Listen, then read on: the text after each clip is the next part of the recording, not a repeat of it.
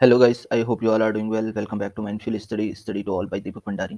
तो जो ये पॉलिटी की सीरीज के 29 नंबर का लेक्चर है, इसके बाद 2-3 लेक्चर आएंगे तो ये फिनिश हो जाएगी। ठीक है, तो इसमें हम इमरजेंसी प्रोविजंस के बारे में देखेंगे। तो इसमें हम देखेंगे national emergency, state emergency, financial emergency, कौन कौन से आर्टिकल में है, कौन लगाता है। 44th कॉन्स्टिट्यूशन अमेंडमेंट एक्ट का एंगल देखेंगे कि क्या मतलब चेंजेस हुए थे इमरजेंसीज में। रोल ऑफ द प्रेसिडेंट देखेंगे, रिवोकिंग इमरजेंसी देखेंगे। तो देखते हैं सबसे पहले नेशनल इमरजेंसी के बारे में। तो जो नेशनल इमरजेंसी है ये आती है आर्टिकल 352 में। ये अगर प्रेसिडेंट ऑफ इंडिया सेटिस्फाइड होते हैं कि जो ग्रेव इमरजेंसी है exist whether the security of India पे कोई वो हो रही है, दिक्कत है उसके साथ। सिक्योरिटी ऑफ इंडिया मतलब एक्सटर्नल एग्रेशन हो गया, मीन्स बाह्य युद्ध हो गया या आर्म रेवेलियन हो गया। आर्म रेवेलियन मतलब विद्रोह हो गया अपने देश के अंदर ही। तो नेशनल इमरजेंसी को लगाया जाता है किसके द्वारा? प्रेसिडेंट के द्वारा। और कंसल्ट किस मतलब कंसर्न किसके साथ किया जाता है? जो ये बोथ हाउसेस होते हैं पार्लियामेंट के, मतलब लोकसभा और राज्यसभा, इनके द्वारा बताया जाता है प्रेसिडेंट को। और एक वो की जाती है प्रोक्लेमेशन दायर की जाती है, उद्घोषणा बोलते हैं हिंदी में प्रोक्लेमेशन को। Such a proclamation of energy may be revoked by the president subsequently the proclamation of energy made under article 352। जो आर्टिकल 352 के अंदर प्रोक्लेमेशन जारी की जाती है, उद्घोषणा जारी की जाती है, उसको बाद में रिवॉक कर दिया जाता है बाय द प्रेसिडेंट। ठीक है, ये जुडिशियल रिव्यू के लिए भी जा सकती है। Constitutionally can be question in court of law on the ground of mala fide. Mala fide मतलब दुर्भावना होता है। दुर्भावना मतलब गलत रूप से अगर लगाई गई है तो ये जुडिशियल अंडर जुडिशियल रिव्यू भी जा सकती है। नेशनल इमरजेंसी आर्टिकल 352 ये कब लगी थी हमारे देश में, बता सकते हो आप, कमेंट बॉक्स में बताइए। तो उसके बाद देखते हैं जो ये होती है, ये मस्ट अप्रूव होनी चाहिए बोथ हाउसेज में जब with in the 1 month after the proclamation. जब ये उद्घोषणा जारी की जाती है तो उसके 1 महीने के अंदर अंदर ये दोनों हाउसेज में अप्रूव्ड होनी चाहिए। The majority required is 2/3 of the member present and voting which should also be greater than absolute majority. ठीक है, जो मेजोरिटी होनी चाहिए, रिक्वायर्ड होनी चाहिए 2/3 ऑफ द मेंबर, जो भी मेंबर प्रेजेंट होते हैं हाउस में, तो उनके 2/3 जो मेंबर होंगे उनके द्वारा वोटिंग की जानी चाहिए। पहले अब मैं यहाँ पे आपको 44th कॉन्स्टिट्यूशन अमेंडमेंट एक्ट का एंगल बताता हूँ जो 1978 में हुआ था। ठीक है, तो उसके अंतर्गत क्या कहा गया था? उसमें पहले ये था कि जो इमरजेंसी थी इसको सिंपल मेजोरिटी से पास किया जा सकता था।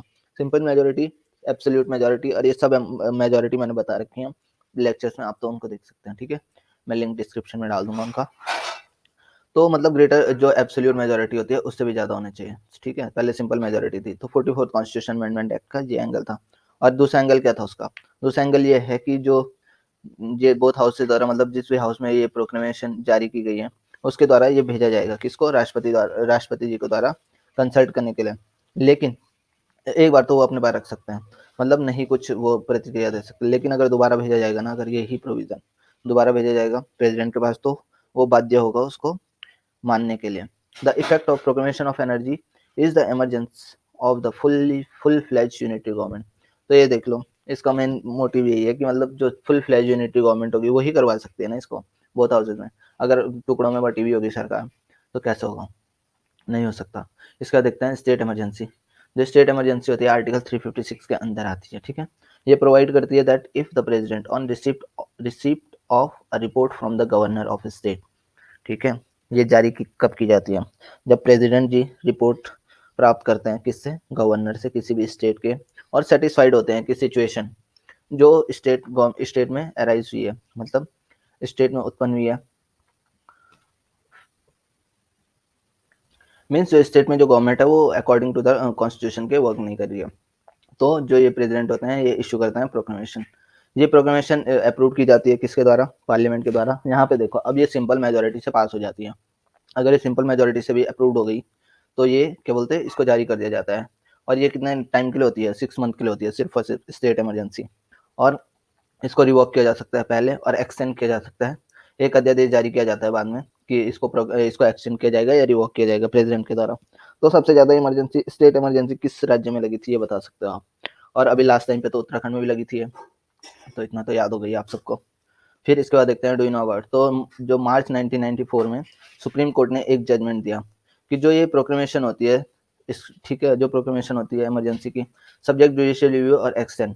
ठीक है, तो दो बेसिस पे होगी, या तो एक रिलेवेंट होगा या प्रोक्लेमेशन जो होगी मेलाफाइड एक्सरसाइज ऑफ पावर होगी, मीन्स दुर्भावना होगी, पावर का मिसयूज होगा।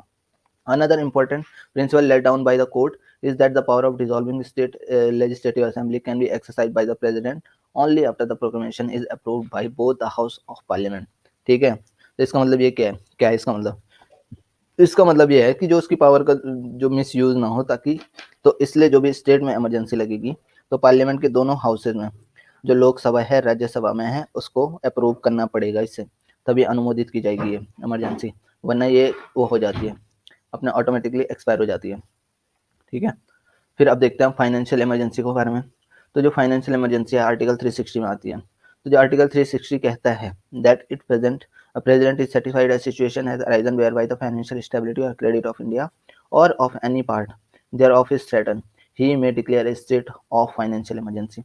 अगर प्रेसिडेंट सेटिस्फाइड होते हैं कि ऐसी सिचुएशन अराइज हो चुकी है कि जो स्टेबिलिटी है, financial stability, credit of India है, ये सब खतरे में है, तो फाइनेंशियल इमरजेंसी लगा दी जाती है। अभी तक ये कभी लगी नहीं है वैसे, ठीक है, एक बार चांसेस बने थे 1891 में, तो उस टाइम भी नहीं लगी थी फाइनेंशियल इमरजेंसी। इमरजेंसी बहुत ये है, फाइनेंशियल क्राइसिस मतलब देश कंगाल हो जाएगा, कुल कहने का मतलब ये है, इसका लेमन लैंग्वेज है। ठीक है, जो during the period of this type of emergency, ठीक है, तो इसमें एग्जीक्यूटिव अथॉरिटी को पावर दे दी जाती है कि एक्सटेंशन करने के लिए जो सम डायरेक्शन दिए गए हैं। तो सम डायरेक्शन क्या है, सच डायरेक्शन क्या क्या है? Provision required that the reduction of salary of allowance of all or any class of person saving serving a state or the union. जो भी स्टेट गवर्नमेंट की, जो स्टेट गवर्नमेंट या यूनियन गवर्नमेंट की जो भी सरकारी जॉब्स होती हैं, उनकी सैलरीज को कम कर सकता है। ठीक है, दूसरा क्या है, a provision requiring all money bill or other financial bill to be reserve for the consideration of the president after they are pass by the legislature of the state. जो भी मनी बिल है और other financial bill होते हैं, इनको reserve कर लिया जाता है कंसिडरेशन के लिए, प्रेसिडेंट के लिए, after they are pass by the legislature of the state. ठीक है, जो लेजिस्लेचर ऑफ द स्टेट के द्वारा पास किए जाते हैं, उनको रिजर्व कर लिया जाता है ड्यूरिंग द दिस इमरजेंसी, जो आर्टिकल 360 में है।